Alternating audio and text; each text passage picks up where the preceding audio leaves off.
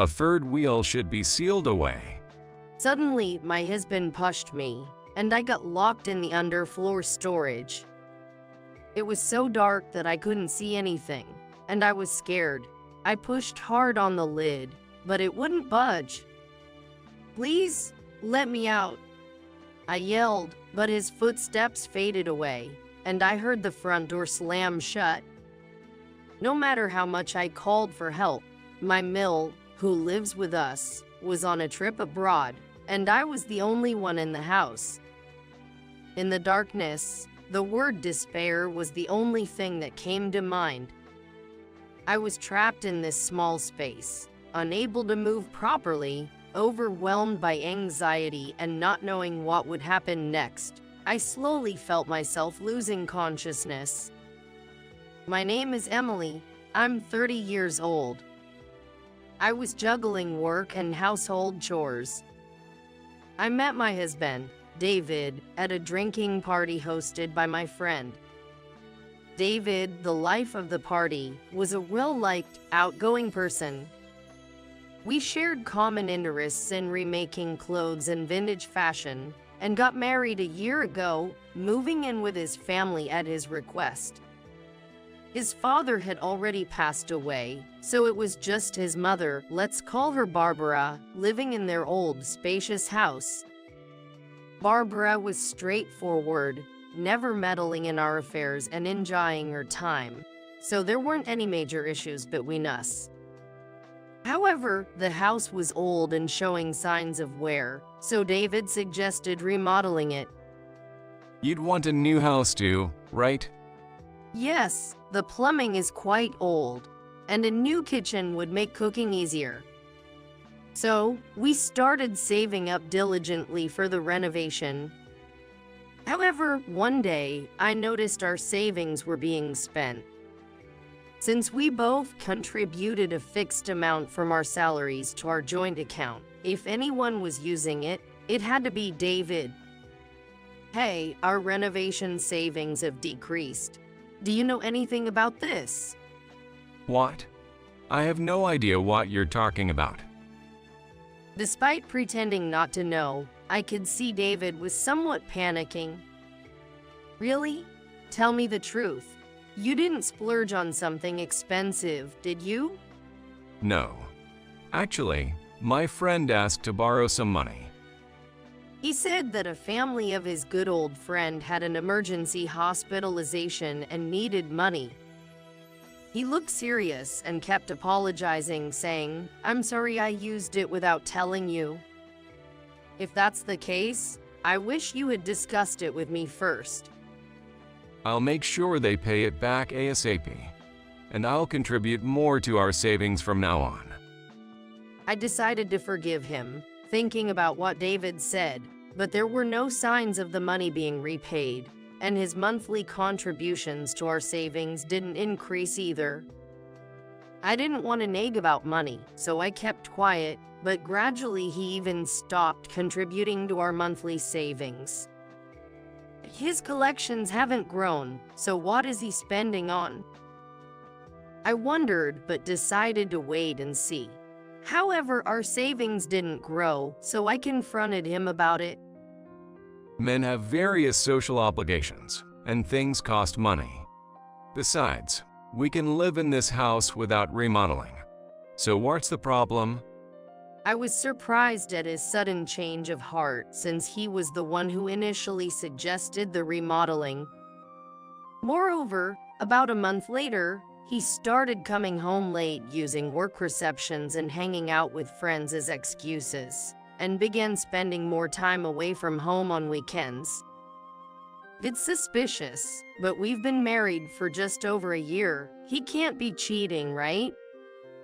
At that time, I was torn between doubting and wanting to trust David. Then one day, he came home earlier than usual, was watching TV in the living room while using his phone, and fell asleep. As I approached to cover him with a blanket, I saw his phone was carelessly left open, and I inadvertently looked at the screen. There was a chat open with a cute woman's photo as the icon. Messages like, "Where do you want to go on our date?" were there, along with words of affirmation and heart emojis. What is this? The conversation clearly looked like an affair, and I felt a rush of anger. I couldn't take my eyes off the screen and was looking through their past messages when David woke up. Well, Emily, what are you doing? I was looking at those suspicious messages. What the heck? You can't just snoop through someone's phone. That's the lowest of the low. Don't try to sidestep this. You're cheating, aren't you? When I confronted him directly, David, who had been so forceful just moments ago, suddenly started to stammer. She's not that kind of person to me. We just met at a get-together and have been chatting about hanging out with everyone again. Oh, really? Getting messages about going on a date and hearts from a woman who's not that kind of person? It's just a joke. You know that, right, Emily? You've done the same with guy friends, haven't you? I've never done anything like that. He seemed pathetic to me when he was desperately trying to justify his actions and explaining himself. Later, perhaps realizing he couldn't lie his way out of it, he half cried and apologized to me, so I made him delete her contact right in front of me. Promise me you'll never contact or meet her again. I got it. I'm forgiving you this time, but if anything like this happens again, I won't hesitate to divorce you. I laid down the law with David. A few days later, Barbara went on a 2-week trip abroad with her friend. It was the first time in a while that David and I were alone together. Things had been a bit awkward since the cheating fiasco, and I hoped spending time together would help us get back to how we used to be. About 3 days later, things with David started to feel normal again. That day was a holiday, and we were discussing what to eat. David would usually say anything's fine, but he unusually made a suggestion. I'd like some refreshing pickles. Can you get them out for me? Sure, I'll get them ready right away. Feeling happy, I went to the underfloor storage in the kitchen to get the pickles. As I was doing this, David came up behind me. Thinking he was there to help, I turned around, but then he suddenly kicked me in the back, causing me to fall into the storage space. I was wedged into the small space and couldn't easily get up. David smirked wickedly, looking at me struggle. A third wheel should be sealed away. What? I couldn't believe my ears as he closed the lid on me. Hey, what are you doing? Stop joking around. I frantically pushed against the lid, but it wouldn't budge as if something heavy was on top of it. Hey, David, open it up. Was my voice not reaching him? Just as I thought that. Now I can finally go see her. I heard David's voice, humming happily. What you mean? Just let me out. I shouted even louder, but the sound of David's footsteps faded away, and I heard the front door shut, leaving everything silent. In the cramped space, less than a cubic yard, I kept struggling. No matter how much I cried for help, Barbara was on a trip, and there was no one else in the house. Eventually, in the darkness, only the word despair came to mind, and I felt myself drifting into unconsciousness. And overwhelmed by anxiety, I felt as if I was sinking to the depths of the earth. 1 week later, on a certain day, as soon as David got home and opened the front door, he yelled out loud, Well, it stinks. What's this smell? Hey, is Emily not here? But the house was eerily quiet, with no response from anyone. Emily. Now that I think about it, she might still be in the underfloor storage. Mumbling to himself as if convincing himself, David headed towards the kitchen. No way, that can't be. But it's been really hot lately, and this strong odor. Could it be? As David realized that the source of the foul smell throughout the house was from the underfloor storage, he removed the heavy object on top in a big hurry and opened the lid. And there, the scene was gruesome. Emily. When David looked inside, he was so shocked that he collapsed to the ground and became motionless. Emily's decomposed. I did it. Oh number, what should I do? He crouched down, holding his head, tears in his voice. What if I'm cussed? Hi, what's up? Did you call me? Whoa, what? When I saw him being shocked at my response, falling backward and hitting his head on the floor, I couldn't help but burst into laughter.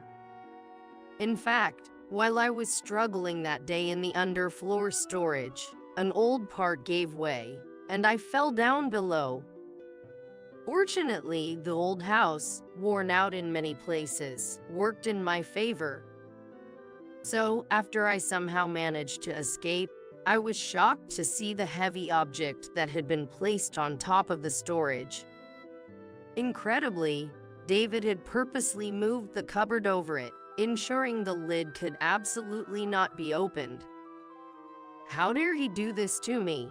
I won't let him get away with this.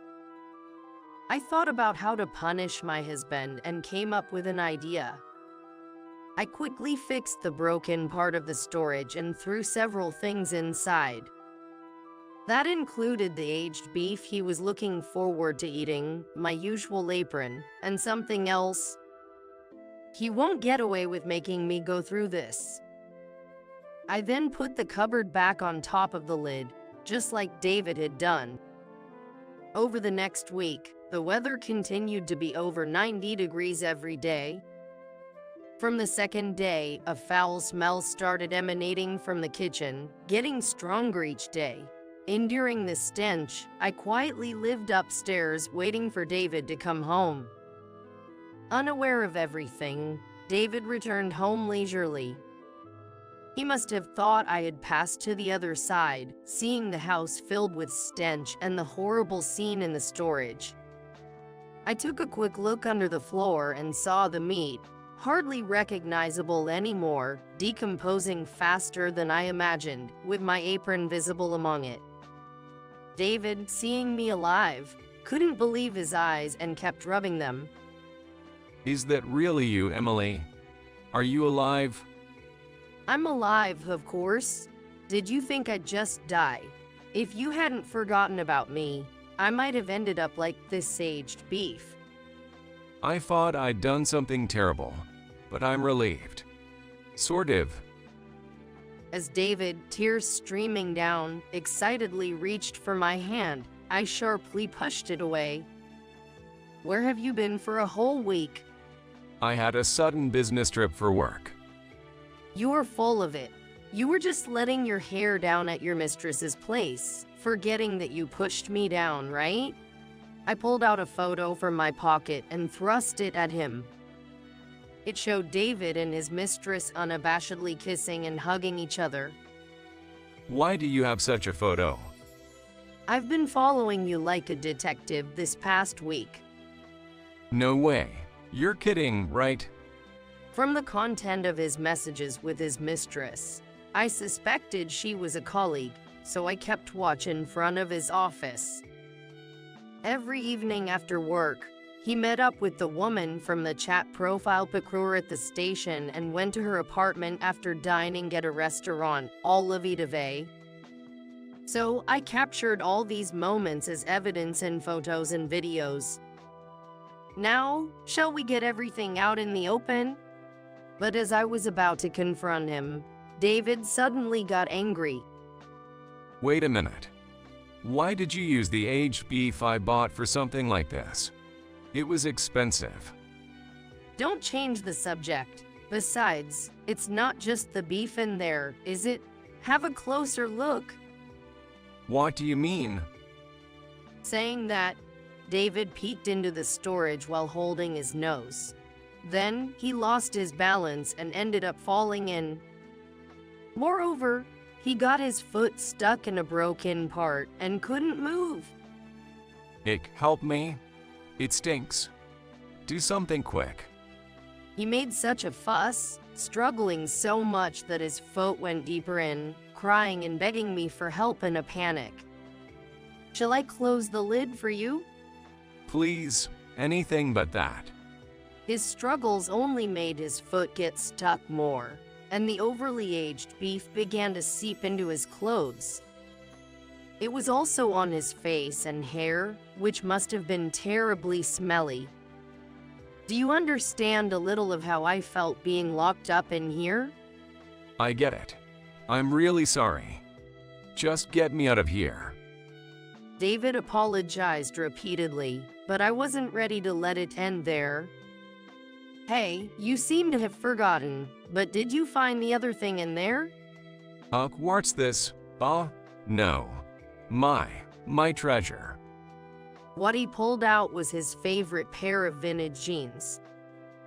By the way, these were the jeans he always passionately talked about and carefully stored, saying they cost hundreds of dollars for a pair. Hey Emily, what's the meaning of this? You know how much I cherish these. They're incredibly expensive. What are you going to do about this? Well, which do you think is more valuable, my life or these jeans? He got stumped for words and fell silent as I coldly looked down on him.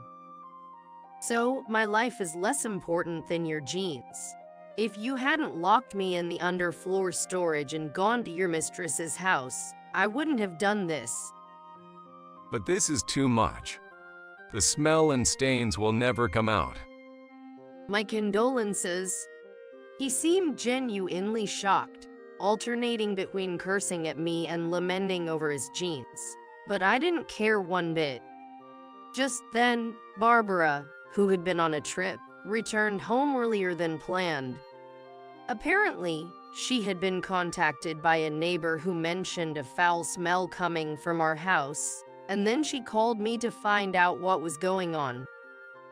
I explained everything my husband had done. As soon as she entered the house, she headed straight for the smelly kitchen and found my pathetic husband. Mom, perfect timing. Help me. Emily has been terrible. She's the worst wife. Oh really? Who's the worst here? Do you even realize what you've done? Reflect on your actions. David, who had been completely sure his mother would save him, let out a pitiful scream. Why not? Aren't you on my side? Barbara said she would never forgive what you did. When I reported it to her over the phone, she encouraged me to take my revenge to my heart's content. Barbara, visibly angry and pinching her nose, pushed David's head and closed the lid of the underfloor storage. Wait, Mom. Open it. I already apologized to Emily. It's all settled.